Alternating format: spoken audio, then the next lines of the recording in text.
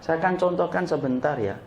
Gimana sih proses kita ketika mengkondisikan orang dari sakit sampai sakratul maut. Kita coba itu ya sebentar, supaya prakteknya jelas.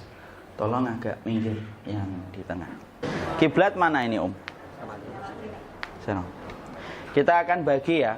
Kalau kita mengkondisikan orang sakit, kita bagi jadi dua. Kondisinya sakitnya yang belum terlalu parah, dan yang kedua sakit yang parah. Sakit yang parah itu cukuplah dikatakan parah ketika sudah mulai datang sakaratul maut. Sakaratul maut itu prosesnya bisa panjang, bisa pendek, sesuai dengan apa yang Allah tetapkan. Ada banyak yang menyebabkan orang itu sakaratul mautnya panjang. Bisa jadi karena syirik yang dia bawa, sampai barang-barang itu menahan rasa sakit yang dia rasakan betul sebelum kematiannya. Atau bisa jadi dia memang betul orang yang beriman, Allah memberikan sakit yang berat pada sakaratul maut supaya semakin banyak dosa-dosa yang dia lakukan itu berguguran. Karena sakaratul maut dari rasa sakit yang kita dapatkan menggugurkan dosa. Makanya disebut dengan kafarah yang sesuai dengan pembahasan kitab kita. Anduk ya, tidak apa-apa. Antum tidur akhi. Hadap ke kiblat. Kalau sakitnya masih biasa, menghadap kemana saja tidak apa-apa. Tidak apa-apa kita belajar sunnah bagaimana merawat orang sakit, menjenguk orang sakit ketika dalam kondisi umum, dalam kondisi tidak terlalu berat dulu. Maka kalau kondisinya belum terlalu berat, maka sesungguhnya tidak perlu menghadap kiblat. Tidur aja kering, saya tutupin. Ya. Maka kemudian kita kalau hadapin orang sakit, ini banyak di antara ikhwan dan akhwat yang sudah lama ngaji tapi belum paham sunahnya bagaimana jenguk orang sakit ataupun ngerawat orang yang sakit. Saya sampaikan dulu, ngerawat orang yang sakit itu pahalanya besar. Kalau menjenguk orang yang sakit sebanding dengan 70.000 malaikat yang mendoakan di waktu pagi dan sore, itu baru menjenguk. Antum bisa bayangkan kias aulanya, analogi tingginya gimana merawat orang sakit. Dan kita harus paham merawat orang sakit itu harus sabar. Sensitivitas mereka menjadi lebih ketika sakit. Kadang-kadang kedapat semprotan, kadang-kadang suka sensitif. Jangan ditanggepin orang sakit itu. Kadang-kadang kita terpancing, akhirnya kita nanggepin ikut marah. Tidak usah. Saya pernah ngingetin saudara saya, sabar ya. Kemudian dijawab, sabar. Udah tahu kalau sabar. Ya sudah. Masuk saya ngomong ya cepat mati kan nggak mungkin kan? Kan ngomongnya sabar. Ya sudah, tidak apa-apa. Makanya di situ kita harus bersabar. Maka ketika kita menjenguk orang yang sakit, maka pahami. Tidak apa-apa, Pak. Maka kalau kita menjenguk orang sakit, maka sesungguhnya sunnahnya adalah yang pertama kali berwudu kalau mampu. Berwudu, kita berwudu karena sesungguhnya Rasulullah dengan Abu Bakar pernah menjenguk Jabir. Pernah menjenguk Jabir ketika Jabir sakit panas tinggi. Maka Rasulullah datang menjenguknya. Sembari Rasulullah SAW berwudu, lalu kemudian Abu Bakar berwudu. Maka kalau sudah berwudu, disunahkan mencipratkan bekas air wudu kita kepada orang yang sakit atau mengusapkan ke bagian orang yang sakit. Jadi wudu nih misalkan, maka kemudian cipratkan, maaf Pak, maka diusapkan, diginikan, atau dicipratkan. Tapi usahakan ya, sama orang yang sudah paham dan sudah ngaji. Kalau tiba-tiba dia belum ngaji, yang kita bisa bangkit itu dari tidurnya. Jadi akan terjadi pertumpahan darah. Jadi tidak usah. Jadi kalau kemudian kita sudah paham nih beliau orang ngaji misalkan, saya wudu ya saya cipratkan, ya Ustaz, cipratkan dia, diusapkan gitu ke sini. Itu sunahnya karena itu merupakan barokah dari air wudu yang kita cipratkan. Lalu kemudian kalau yang datang banyak, tidak usah semuanya nyipratin. Cukup diwakili satu saja, ya kan? Saya pernah dulu sakit itu ada jamaah 15. Kita wudhu semua ya Ustaz, enggak usah, satu aja, enggak usah banyak, satu aja. Maka kalau kita kemudian datang orang sakit, disunahkan memegang tubuhnya, ya, karena Rasulullah itu memegang tubuh orang yang sakit dan secara psikologi memberikan ketenangan dan efek kedamaian. Coba kalau kita jenguk orang sakit dari jauh, gimana kabarnya? Sudah berapa hari? Tidak enak kedengarannya dan tidak enak dilihatnya. Maka deketin kalau memang bisa untuk dipeluk, dipegang gitu. Ini sunahnya. Lalu kemudian disunahkan untuk membacakan surat-surat Al-Quran. Karena sesungguhnya Al-Quran itu memang dibacakan kepada yang sakit. Tidak usah marah kalau dibacain ayat-ayat Al-Quran. Memang saya mau mati loh, ya kita kan mau mati. Dan memang Quran itu dibacakan untuk menjadi petunjuk dan manfaat bagi orang yang hidup. Sekarang malah kebalikan, meninggal dunia baru dibacain Quran. Yang benar itu dibacakan ketika masih hidup, dibacakan Al-Ikhlas, Al-Falaq, An-Nas. Kemudian kita mendoakannya As'alullahal azim, Rabbal arsyil azim, ayyashfiyak 7 kali. As'alullahal azim, aku meminta kepada Allah yang agung, menguasai arasy yang agung supaya menyembuhkan penyakitmu. Diulang-ulang 7 kali karena memang angka 7 itu memiliki hikmah yang banyak.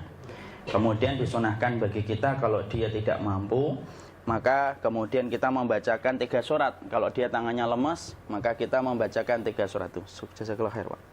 Maka kita bacakan Qul huwallahu ahad, Allahus somad, lam yalid walam yulad walam yakul lahu kufuwan ahad. Qul a'udzu birabbil falaq, Qul a'udzu birabbin nas. Masing-masing 3 kali. Kalau kemudian dia lemas, kemudian kita tiupkan. Kemudian kita usapkan ke bagian tubuh yang sakit, kemana yang dia sakit gitu.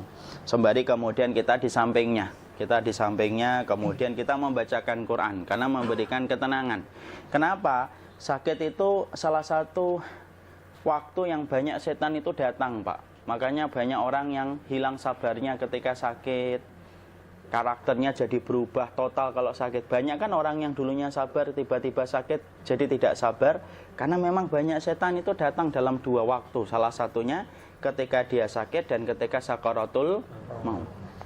Makanya kemudian kita memberikan kemudian Al-Quran, membacakan supaya dia tenang, mengkondisikan supaya setan tidak banyak bermain-main di sekitar orang yang sakit.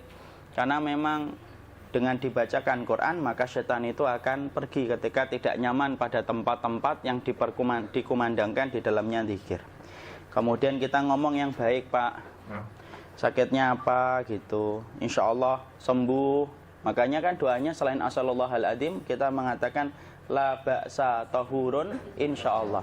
Tidak apa-apa, menyucikan dosa, kan gitu. Menenangkan, meringankan. Jangan ngomong yang berat-berat. Sakitnya apa, Mas? Ini batu ginjal. Kemarin tetangga saya meninggal. Tidak usah ngomong kayak gitu. Ya, itu yang tidak benar. Ya, atau kemudian kita ngomong yang tidak penting. Wah, ini kamarnya VIP ya. Sehari berapa, Mas gitu? 1 juta, Ustaz. Waduh, sudah berapa hari? 10 hari. 10 juta ya. Lumayan ya. Belum obatnya ya. Asalnya batu ginjal jadinya jantung, Pak. Enggak usah lah gitu. Anak itu sering sekali kadang-kadang antar jamaah gitu nanya, ini kamarnya harian berapa? Enggak usah nanya gitu apa? Enggak usah nanya kayak gitu. Nanya sama resepsionis saja kalau nanya kamarnya. Kemudian disunahkan bagi kita megang bagian kepalanya sini, ya. Kemudian memegang bagian kepalanya sini. Maaf ya, Khi. Lepas saja. Antum sakit pakai peci ngapain? Maka kemudian diusapkan di wajah, ya. Diusapkan di wajah begini. Kemudian diusap dadanya. Karena ketika Jabir bin Abdullah itu sakit, maka kemudian Rasulullah SAW beliau kemudian mengusap wajahnya begini, kemudian dirasakan kemudian dadanya, sampai-sampai Jabir bin Abdullah itu berkata, sampai Rasulullah wafat pun saya masih merasakan hangatnya tangan Rasulullah ketika mengusap dadaku. Jadi kemudian kita gini sembari kita bacain doa gitu. Ini sesama jenis ya. Jadi kemudian jangan dipakai untuk yang lawan jenis. Jadi kita begini sembari kemudian kita terus membacakan Quran, mengingatkan kepada beliau tentang wasiat. Wasiat itu harus kita selalu ingatkan. Dan saya ingatkan bapak-bapak dan ibu, wasiat itu merupakan bagian dari sunnah yang hari ini terlupakan. Nulis wasiat. Wasiat itu harta apa, kemudian kalau non harta bagaimana, titipkan ke sahabat kita, ke suami kita, atau ke istri kita, kalau memang mau ada anak-anak kita. Dan itu penting karena sesungguhnya semua para nabi, bahkan Rasulullah sendiri pun selalu meninggalkan wasiat. Dan wasiat dirubah bisa sesuai dengan konteks keadaan. Contoh, kita akan berwasiat nanti kalau saya meninggal sepertiga, saya titipkan kepada ustadz itu. Perkembangan waktu ternyata terlihat akhlaknya tidak baik misalkan. Kemudian kita coret namanya, kita ganti ustadz yang lain. Boleh dirubah kalau wasiat itu. Dan wasiat itu termasuk bagian dari sunnah. Ketika sakit dan ketika kita kondisi mau safar, itu kemudian kita berwasiat semacam itu. Maka inilah yang kita lakukan. Ya, kembali kemudian kalau menjenguk itu yang paling afdal di sebelah kanan. Disinilah yang paling afdal untuk menjenguk orang yang sakit itu. Kalau memang bagian kanannya sudah penuh, ya sudah. Berarti duduk sana, samping kiri. Ya, karena memang kalau Rasulullah selalu mengambil posisi kanan ketika beliau menjenguk orang sakit. Gimana kita kalau kondisi keluarganya? Sudah kondisi keluarganya terus mengingatkan dia untuk sabar, memperdengarkan murotal, membacakan Quran supaya dia bersabar. Maka itu bagian dari kewajiban kita ketika sakitnya, masih sakit yang bisa, dia sakitnya belum sampai parah. Sampai di sini ya, paham ya? Sekarang sakitnya ketika mulai berat. Sakit itu ketika mulai berat, maka disunahkan dalam satu riwayat. Tentunya ada perbedaan para ulama ya. Yaitu adalah disunahkan untuk menghadapkan ke arah Ka'bah. Sebagaimana satu riwayat dari Ma'rur radhiyallahu anhu. Maka ada satu sahabat yang minta diarahkan ke arah kiblat ketika menjelang sakaratul mautnya. Proses sakaratul maut itu dapat ditandai dengan indikasi ketika matanya sudah mulai ngelihat ke atas ataupun sering terpejam walaupun kita memanggil. Contoh, antum namanya siapa, akhi? Willy. Antum lihat ke atas, akhi.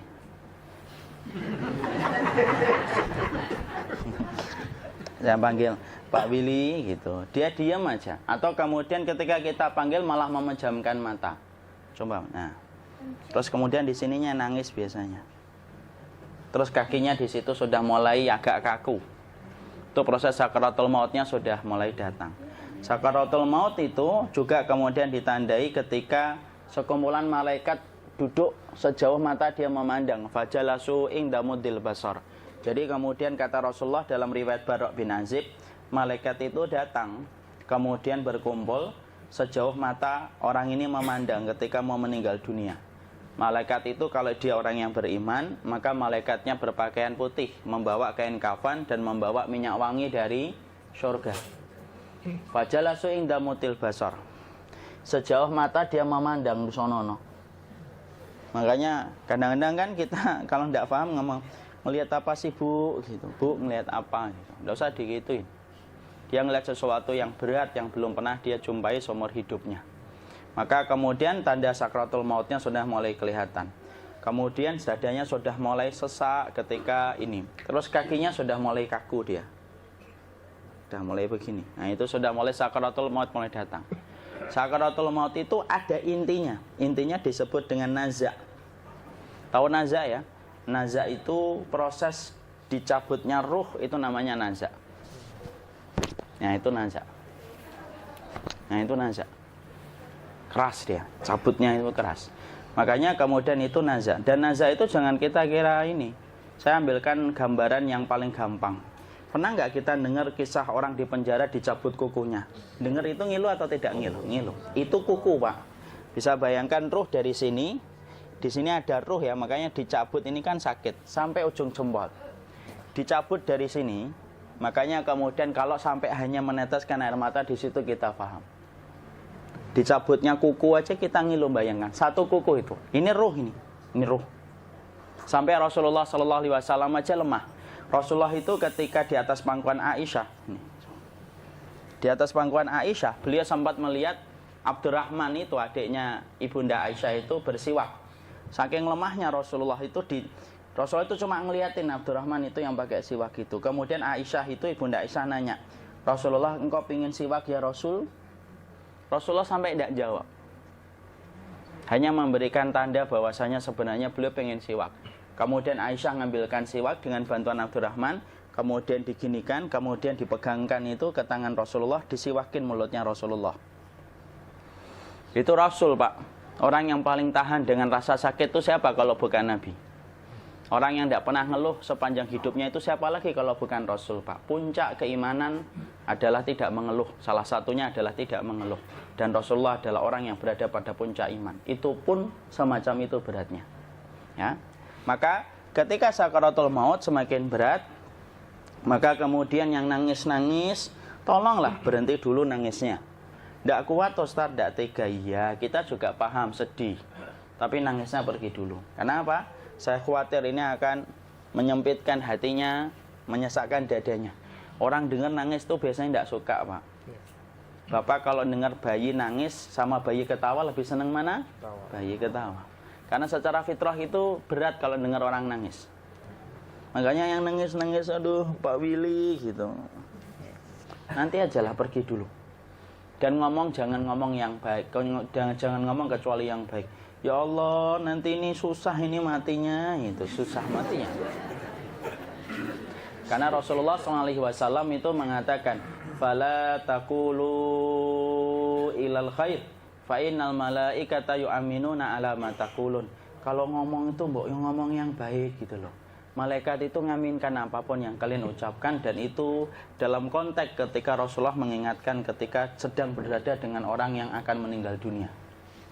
Malaikat lagi banyak-banyaknya, Pak, cuma kita tidak ngerasa. Maka kemudian ketika sudah masanya, maka kemudian malaikat mau turun, set, kemudian duduk di sini, di atas kepalanya. Makanya dicabut dari sini.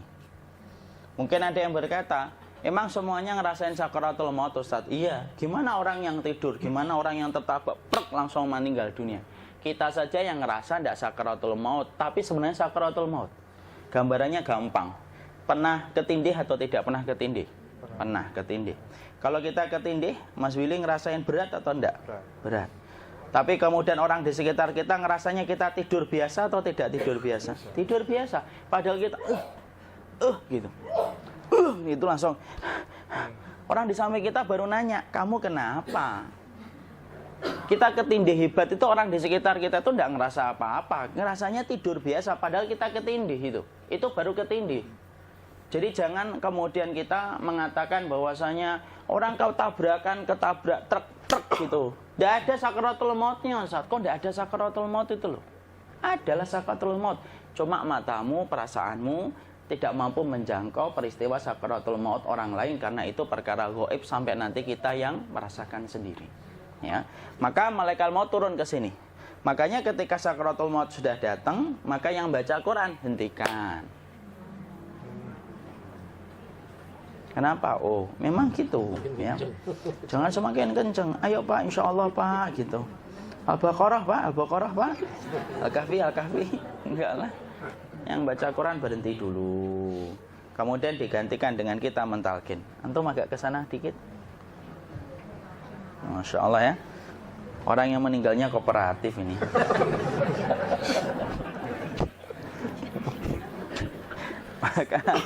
maka agak ke sini ya. Maka disunahkan kita untuk mentalkinnya. Nanti ketika mentalkin jangan terlalu sering, jangan terlalu membebani. Jangan terlalu sering itu la ilaha illallah, la ilaha illallah. Enggak gitulah. Berat nanti dia ngerasakan. Di situ Imam Qurtubi juga menyampaikan, jangan terlalu sering karena itu memberatkan dadanya. Jadi ketika mentalkin, saya sampaikan, boleh diganti atau enggak Ustadz? Enggak lah, talkin itu ibadah. Ibadah itu tauqifiyah. Tauqifiyah itu enggak usah diganti. Karena Rasulullah mengatakan, lakinu ala mautakum la ilaha illallah. Talkin orang yang meninggal di antara kalian dengan la ilaha illallah. Enggak usah diganti Allah Ustadz yang lebih singkat, lebih pendek. Enggak usah. Subhanallah Ustadz, enggak usah. Kenapa? Karena talqin sudah ditetapkan ucapannya oleh Nabi, begitulah kita mencontohnya. Jadi tidak usah diganti. Cara mentalqin, jadi kalau keadaan sudah tenang, tolong kalau sudah sakaratul maut jangan ditinggalkan. Karena sesungguhnya pertempuran setan itu pada detik-detik kematian semacam ini. Dan betul-betul berusaha untuk menjadikan dia murtad. Nanti makanya di situ di buku nanti dibahas kan, pertempuran setan itu sampai detik-detik orang mau mati itu sudah ayo kufur, murtad aja tuh, kamu sakit kan? Nah, itu kayak gitu. Makanya jangan ditinggal. Capek gitu kok nggak meninggal gitu ya. Udah gantian mas. Dan jangan kemudian meninggalkannya. Mangkat dulu gitu. Enggak lah, janganlah. Terus ditampingi terus. Kalau bisa ya sudahlah, berikan waktunya kita untuk sementara waktu itu betul-betul berkhidmah kepada orang yang kita cintai terakhir kalinya. Cara kita kemudian mentalkin adalah, yaitu adalah di sebelah kanannya, la ilaha illallah. Biarkan dia mencerna dulu, tidak usah buru-buru kemudian kita langsung nimpali lagi. Dia mencerna dulu sembari kita doakan, peluk, ya Allah dimudahkan gitu. Kalau ada orang yang bisa ngucapin la ilaha illallah, itu siapa yang memberikan itu? Ustadznya memberikan kekuatan Allah, Pak. Karena ngomong aduh aja sudah tidak mampu. Makanya Allah berfirman dalam surat Ibrahim, yusabbitullahu alladhina amanu bil qawli tsabit fil hayatid dunya wa fil akhirah. Allah teguhkan perkataan orang yang beriman dalam kehidupan dunia dan akhirat. Dunia itu ya ketika menjelang kematiannya. Makanya dia bisa ngomong la ilaha illallah. Sebenarnya ngomong aduh aja udah gak mampu. Kalau bisa ngomong, dia pasti ngomong aduhnya dulu. Tapi Allah yang menggerakkan. Ngomong la ilaha illallah. Makanya mangkana akhiru kalamihi la ilaha illallah dakhalal jannah. Barang siapa akhir kalamnya itu adalah la ilaha illallah, pasti masuk surga. Makanya kita lagi la ilaha illallah. Dah. Cerah dulu. Enggak usah minta diburu-buru ya. Enggak usah gini. Ayo la ilaha illallah. Ayo.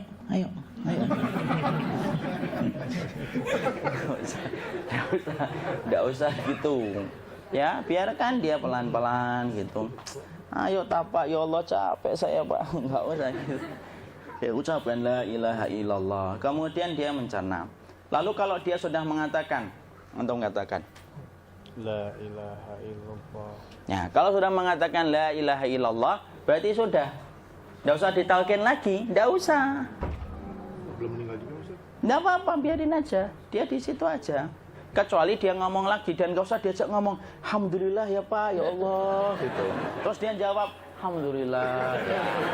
Itu berarti ucapan terakhirnya alhamdulillah. Atau ketika habis ditalkin la ilaha illallah, dia ngelihat air. Nah, itu berarti ucapan terakhirnya air. Talkin lagi. Nggak usah marah. Aduh Pak minta air. Mau minta air nanti aja dikubur gitu loh. Jangan gitu. Biarin aja. Jangan kemudian setelah la ilaha illallah, La ilaha illallah. terus ayo tutup, awas ya ngomong lagi ya. Nggak usah gitu juga. Maka kemudian setelah la ilaha illallah sudah. Nggak usah diajak ngomong gitu. Terus kemudian nggak usah ada anaknya perempuan, ya Allah Pak sudah bisa ngomong la ilaha illallah, usah gitu. Cukup dalam hati alhamdulillah gitu. Diam, kita dengerin gitu. Disitulah nanti biasanya detik dia terakhir. Dia nanti ngeliat di sini Pak, prosesnya itu nanti kaki langsung sebagian jempol dingin dia. Kaki, telapak kakinya langsung kalau kita geningkan dingin kayak kaki yang kena AC langsung. Kemudian dia langsung ningkup gini. Dikit dia, mulai kaku dia. Atau kalau enggak, gini dia. Langsung kayak jatuh. Kayak kepala nanti yang paling terakhir, kepala itu pasti ada gerakannya Pak. Ini meninggal itu. Pasti gitu. Pasti gitu. Karena apa? Sudah tidak ada beban ruh yang menahannya. Ya, cabut ya, set pelan, maka kemudian malaikat itu. Tapi tetap sakit lah. Walaupun dikatakan ringan, tetap sakit. Maka kemudian sakit gitu, ngelewatin sini, jantung kemudian sudah tidak berfungsi, kemudian ginjal Pak, ngelewatin ginjal tidak berfungsi. Bapak bayangkan kan, kalau yang pernah sakit batu ginjal Pak, sepakat nggak kalau kita batu ginjal itu sakitnya luar biasa Pak? Itu baru titik batu kecil di ginjal. Kita bisa bayangkan tiba-tiba ginjal tidak berfungsi, sakitnya kayak apa Pak? Tiba-tiba ginjal nggak berfungsi, pankreas naik, kemudian tek jantung. Jantung ini dia masih hidup dia, di sininya masih hidup walaupun jantungnya sudah berhenti. Naik. Kemudian mata, dia ngelewatin mata. Organ tubuh yang paling setia sama ruh itu mata. Maka kemudian mata dia ngelihat dia, set. Melihat set keluarnya, set naik dia. Ya, dilihat ini sama dia. Makanya Rasulullah mengatakan innar ruha idza qubida tabi'ahul basar. Ruh itu kalau dicabut, mata itu ngikutin kemana perjalanan ruh itu. Makanya ada yang meninggalnya gini. Ya, itu bukan tanda su'ul khatimah. Itu tanda fitrahnya mata ngikutin ruh. Atau kemudian bukanya sedikit. Ada yang kayak senyum, Pak. Ada yang kesini yang keringetan. Nah, itu tanda husnul khotimah. Ada yang senyum. Jadi sakitnya setelah selesai itu plong gitu loh. Makanya kemudian ada yang tersenyum. Maka itu tanda. Kalau kita ngelihat orang yang membuka mata kayak gini, tidak usah takut. Cepat-cepat kemudian kita nanti tutup. Biasanya kalau terlalu lama, itulah yang menjadikan ini tidak bisa ditutup. Makanya harus pakai kapas akhirnya. Karena apa? Karena pas meninggal nggak langsung ditutup. Biasanya karena perawat takut, dokternya juga nggak tahu itu, dibiarin itu. Makanya ada beberapa mata yang ditutup pakai tensoplas kan? Sebenarnya kalau langsung bisa nutup dia, fitrahnya nutup mata itu. Jadi kemudian kita baca Allahumma firlahu warhamhu wa'afihi wa'fu anhu atau bismillah wassalatu wassalamu ala rasulillah, tutup. Bismillah. Tidak usah takut. Kecuali buka lagi ya, ini baru kita kabur bareng. Udah buka lagi Pak, Insya Allah Pak, ya Allah, ya kita kabur bareng-bareng Pak. Diusap Pak, diusap gini. Ini enggak disenggol gini enggak. Diginikan, sudah meninggal dunia. Tangan boleh begini, boleh diluruskan, enggak ada ketentuannya.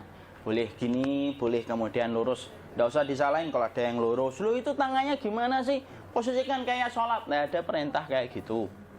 Jadi kemudian dikondisikan saja. Terus maka kemudian dipijit-pijit, akiknya dikeluarin, kemudian jamnya dilepas, gigi palsunya dilepas kalau ada, ya. Kemudian apa? Setelah itu, coba buku.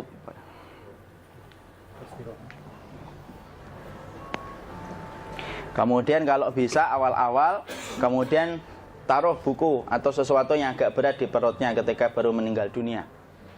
Kenapa kemudian ditaruh kayak gini?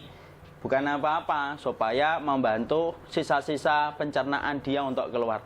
Nanti Pak, biasanya kalau kita taruh agak yang berat gini, atau kemudian kita gini-gini kan, ini udah makan belum Maki?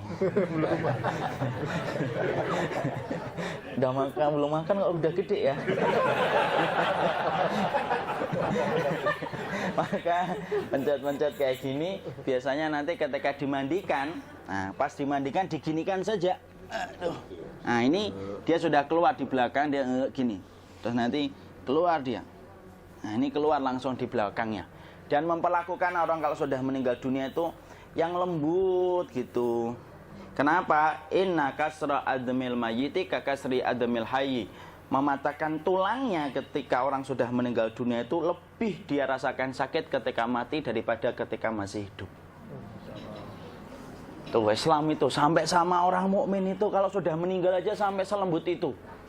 Kok hidup kasar itu kebangetan dia jadi orang itu. Mau sampai orang mati itu kemudian disuruh yang lembut, kalau ada aib disuruh nutup, tidak boleh diceritain. Misalkan di belakangnya beliau ini ada tompel, gagah-gagah tompelnya gede gitu, tidak boleh cerita. Masya Allah loh, sampai segitunya sunnah itu ngajarin kita untuk nutup aib. Kalau ada orang belajar sunnah sukanya buka aib, nyari-nyari kesalahan orang, sunnah yang mana dia pelajari itu saya bingung. Makanya kemudian gini, setelah selesai, maka kemudian tutup dengan kain. Maaf ya, Ki. Ya. Nanti kalau nggak kuat napas ngomong ya. Maka ditutup kayak gini, ditempatkan kemudian jangan di tanah, tapi di atas dipan. Karena apa? Syekh Abu Malik Kamal Said Salim dalam Sahih Fiqih Sunnah menyampaikan supaya tidak cepat busuk. Dia taruh di atas. Kemudian ditutup pakai kain apa saja, ya, sembari nanti kita mempersiapkan tempat mandinya, tempat kafannya dan yang lain sebagainya. Maka kemudian kalau ada yang datang boleh dibuka. Kemudian kita mencium ininya apa? Kemudian keningnya. Kemudian kita berdoa, nutup lagi kayak Rasulullah ditutup, kemudian yang datang terakhir itu salah satunya Abu Bakar. Dibuka, kemudian beliau, ya Allah, ya Rasulullah, engkau adalah orang yang percaya hidup dan matimu. Dan tidak mungkin Allah itu mematikan engkau 2 kali ya Rasulullah. Maka kemudian ditutup kembali, saat itu para sahabat dalam keadaan mendung semuanya. Maka disitulah kita lakukan kayak gini. Ditutup gini Ustaz ya. Kasihan tidak bisa nafas, insya Allah tidak butuh nafas lagi. Jadi kemudian kita semacam ini kita persiapkan apa yang bisa kita lakukan. Nah itulah proses kematian dari sakit, sakaratul maut sampai kematian.